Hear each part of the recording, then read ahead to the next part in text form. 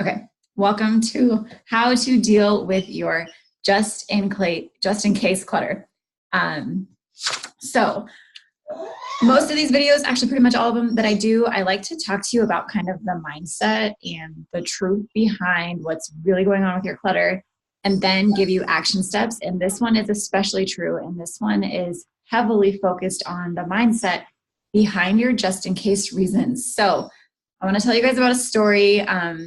One of the very first blogs that I wrote was like about just in case, and it was about this guy who comes into your house. He overstays his welcome. He makes you feel guilty. He makes you feel ashamed. He makes you feel wasteful. He keeps you tied down. He doesn't let you live your life, and you never make him leave. And you're like talking about this guy, how much you hate him, how much he is in your house, and you want him gone, and his name is just in case, right? Just in case. Just in case is all of the reasons that you're not getting rid of your clutter. And we've been in this group for a while now. So some of you guys have been in here from the very beginning with me back in like February, March. We've talked about them a little bit. Some of you guys are new, but I feel like you guys are ready to kind of talk about this concept and this whole just in case thing in a much bigger way than we have before. So that's what today is going to be about. So let's deal with the baby. Whoops, knocked over my stuff. Okay. So just in case, you guys have probably heard this, just in case, really, it means never. Okay, just in case is just a really powerful and potent form of fear and procrastination. Just in case and someday go together. Someday means never. I'll get to that someday. I'll do that someday. I will deal with that someday. Oops, knocked over my camera over here. And it means never, okay? And like I said, it's based out of fear and procrastination, and we're going to talk about that in a little bit, but I want to talk to you too about this kind of bigger reason that you need to stop holding on to things just in case. Just in case and someday are two of the most disempowering words that you can use in your life. Basically, when you say, oh, I need this for just in case, Atlas, no noise. I need this for just in case, you're saying, it's not important enough for me to be happy right now. Hold on. Atlas, no noise. No noise. I didn't realize that Kaylee shut the door on him. But it's the most disempowering statement that you can tell yourself. It's basically telling yourself, I would love to be happy. I would love to make my life easier. I would love to have this or be this or do this, but it's not important enough for me to do right now. So I'm going to say, just in case, I'm going to hold on to this clutter. Just in case I don't really want to have an easy clutter-free home. Just in case I want to keep doing dishes for the rest of my life. Just in case I want to never get caught up on the laundry. Okay, it's really, really disempowering to keep things just in case and to keep telling yourself, oh, someday I'll do it. Someday I'll get rid of it. Because that really means never. Okay. So I also want you to ask yourself, when you're wanting to declutter, but you're like, I need to hold on to this just in case. What if this happens? What if just in case I need it? Just in case I don't have it? Just in case I don't have enough money to replace it? Just in case, insert whatever the reason it is that is in your head as to why you need it. Ask yourself what you really have to lose by letting it go. So the example that I like to give when we first started this group, one mom had 8 bottles of Neosporin, some unopened, some half used. And she was like, I'm keeping all 8 just in case. And I was like, just in case what? Just in case somebody gets a gash from their wrist to their elbow and they need that much Neosporin. If that happens, you got to take them to the doctor. There's no reason ever that you need that much Neosporin. So it's like, just in case your kids get hurt, cool. 1 bottle of Neosporin is enough. If you need more than 1 bottle of Neosporin, you got to go to the doctor. Okay, so that's just kind of an extreme example. But what do you really have to lose by letting go of your clutter? And I'm just going to go here with you guys and make a really bold statement and hope that it kind of shifts your mind, especially for the people who have been here in this group and listening for a while and still holding on to too much clutter. Eventually, and I'm talking to you guys about this because I've told you guys before, my grandpa is in poor health. He is on the decline, and I'm just kind of waiting for the call to be told that he's done. Okay. And it could be any day, it could be a week, it could be a month, but it's going to be soon. And eventually we all die. Okay. What do you really have to lose by taking your clutter away from your home? And honestly, what do you have to lose? Nothing. Okay. Nothing bad is going to, what's the worst possible? I put it in the comments, like the worst case scenario, you get rid of your excess dishes. What is the worst case scenario that happens? It's really not that bad, guys. Just in case really is not that important. Okay. Just in case these imaginary scenarios that you come in with your head are not that important, and they are not making your life easier. And for me personally, especially because I'm dealing with all this with my grandparents, I don't want to get to the end of my life and be like, I spent my whole life really freaking overwhelmed by my clutter and by my home that I didn't actually get to enjoy my time with my family because I was stressed out, burnt out, always cleaning up after them, having too much to manage. I don't want that. So your life is now, it's right now. How you're spending it right now is how you're going to end up spending your days if you don't change it. So take a really hard look at your clutter and ask yourself, what is the worst thing that's going to happen if I get rid of this stuff? Let go of all of the just in case scenarios that you can come up with in your head because they are the most outrageous, ridiculous, imaginary stories that we tell ourselves of these worst case scenarios. You don't need it. It's really stopping your life right now. So I just wanted to go there with you guys today because, like I said, that's what I'm dealing with right now. And I don't want to see you guys wasting your lives away, being overwhelmed and stressed out by your clutter. Okay, that's why you're listening to this, right? You don't want to be overwhelmed and burdened by it anymore. So let's talk about the places that just in case clutter hides. Okay, just in case clutter hides in your closet, under your sink, in boxes in the garage that you haven't opened for years and years and years, your junk drawer. Okay, just in case clutter hides everywhere. Just in case I fit into these clothes again.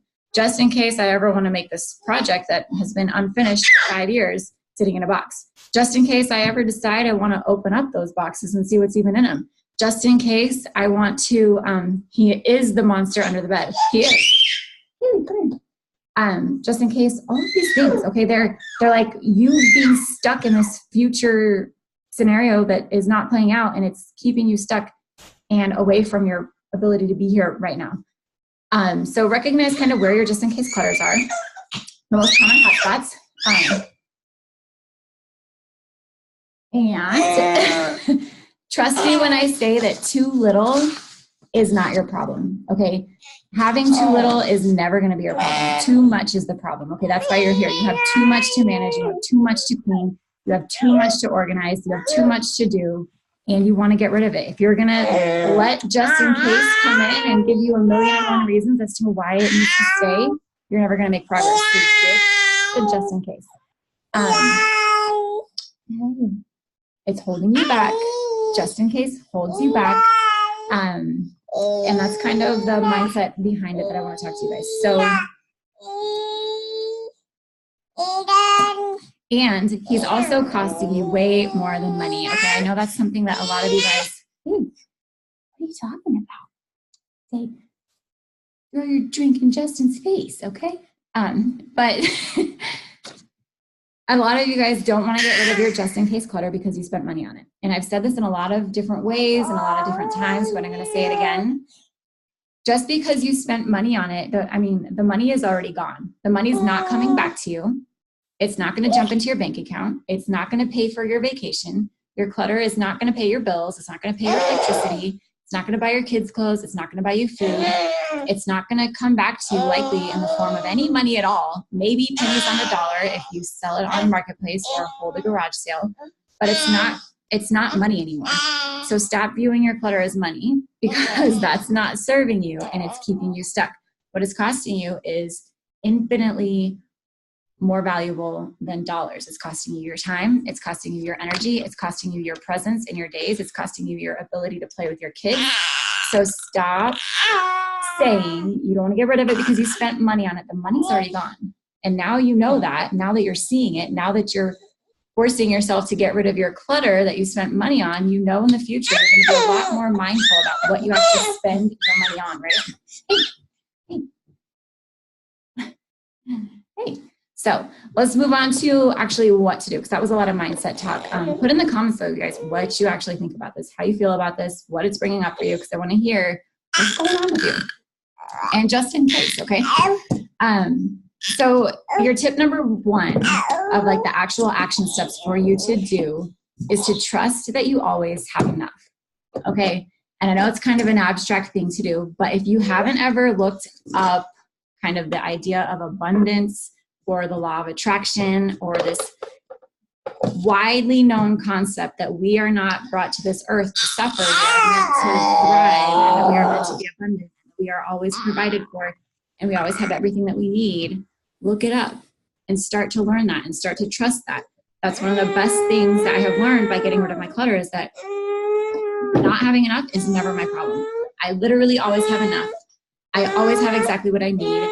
If we need something, we have to replace something, I will always have the money to replace it. It's never happened, by the way, guys. I've never been like, dang, I should have kept that. Now I have to go buy another one. Literally never happened. And I moved across the continent, Alaska to Florida, with 3 suitcases each. Okay, never had it happen.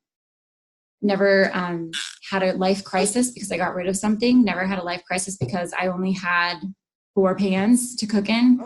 Okay, nobody died. Nothing bad happened. So look into that concept that you are meant to thrive. You are meant to be abundant. You are meant to have everything in abundance.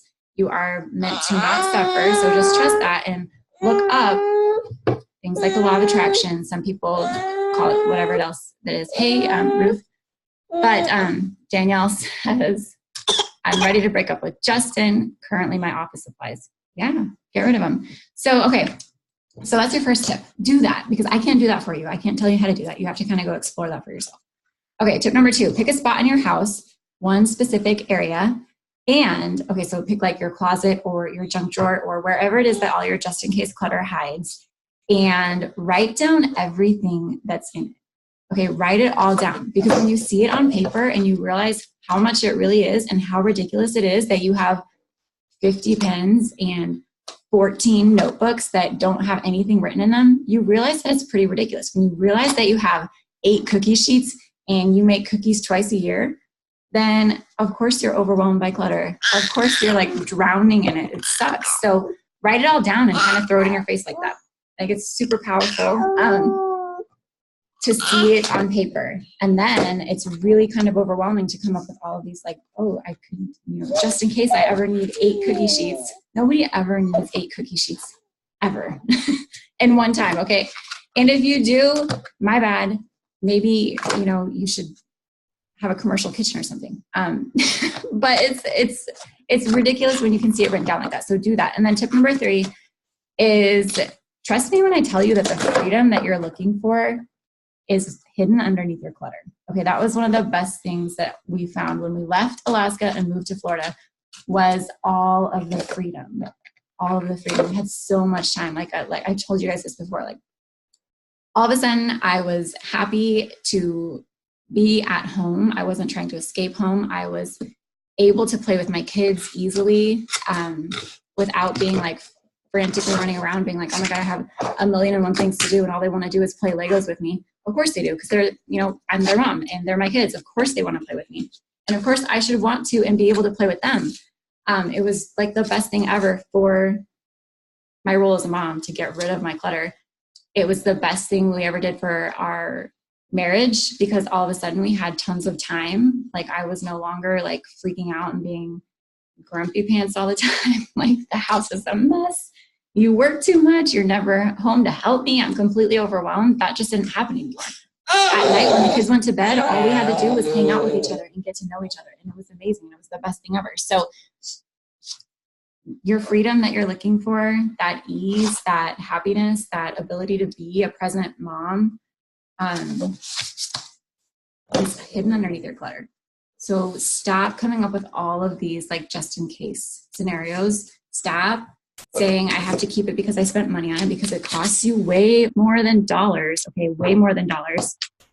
And let it go. Like, just let it go. Like, break up with him. Break up with that Justin guy. Unless the person's like the actual just in case, right? Or not just in case, like Justin Timberlake. That would be amazing. Did you guys know that him and Jessica Biel got married on the same day that my husband and I got married? And Jessica Biel is like my husband's celebrity crush, and Justin Timberlake is my celebrity crush, and we share an anniversary, which is pretty sweet. Okay. Amy says, I'm chugging along, purging little things here and there. Since I've done about 90% of the big purge areas, I'm going to break this up so you can see. Okay. Oh, yeah, because I can only see parts of the comments. Shammer says, goals. Yeah, well, it can be for you too. It can totally be for you too. You just have to throw your stuff away. Just throw your stuff away, guys. It's really not that scary. Taylor. Oh, Taylor, TJ. Like little TJ. That's so funny that you're on here. So TJ, I talk to moms mostly, but you and there's another guy who shows up and he's like, this is for guys too, but I just don't ever target guys. So welcome. I'm glad you like minimalism. Amy says, I'm finding that I'm keeping stuff because we're moving in the next few months. So I'm like waiting for the actual move. Okay. Amy, you can wait until the actual move, but do a lot now because moving is a really big ordeal and it comes up faster than you think. And there's a lot more work than you think that goes into it. Yeah, just do it all now. Shammer says, I'm not scared, just trying to get it done. Yeah. And it is different. It's like a completely different game when you have kids who are like doing like Kaylee right now, who's ripping up all of my notes, all of my notebooks, which is fine because she's not screaming. Amy says, am I doing the just in case thing? I don't feel like I am. Oh, gotcha. Yeah. No, Amy, you've been amazing. I thought you were talking about the keeping things. Lindsay says, trying to find and make time is hard. It is. So you guys want to talk about finding and making time, get the book. Get this book, The Miracle Morning. It's amazing. Guess what I've done the last like week or so? I've been waking up at 4:30 in the morning, which I've never done in my life, and I've loved it. It's been easy. And it's because of this. It's because of this. But that's how I find my time, because otherwise, I get it. Like nothing's going to happen. Except for these lives every day at 12 o'clock Mountain Time. Okay. So if there's, do you guys have any questions? Anybody have any other questions about like just in case clutter or how to get past it? Because if not, I'm going to hang up and I'm going to see you guys tomorrow and go put this baby down for a nap. Okay, I see nothing, so I'm going to hang up. And Lindsay says, F that, I need my sleep. I thought so too, but get this book. It'll change your life. Okay, anyways, I'll see you guys tomorrow. Bye. Yeah, little TJ. Bye, yeah, little TJ.